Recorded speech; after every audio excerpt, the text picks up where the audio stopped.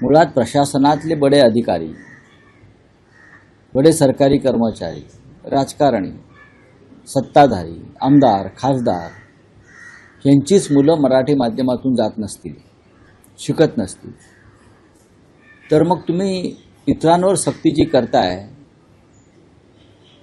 ती निरर्थक आहे. आधी तुम्ही तुमच्यापासून सुरुवात का केली नाही? मुख्यमंत्र्यांची मुलं कुठल्या शाळेत शिकतात?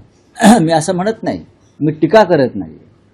आम्ही अभिमानाने सांगतो की संजय राऊतांच्या मुली मराठी शाळेतच शिकल्या आणि आम्ही त्यांना हट्टानं मराठी शाळेतच टाकलं.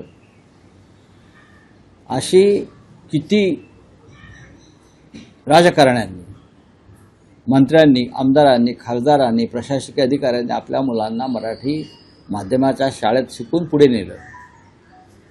तर त्याचं उत्तर नाही असंच आहे.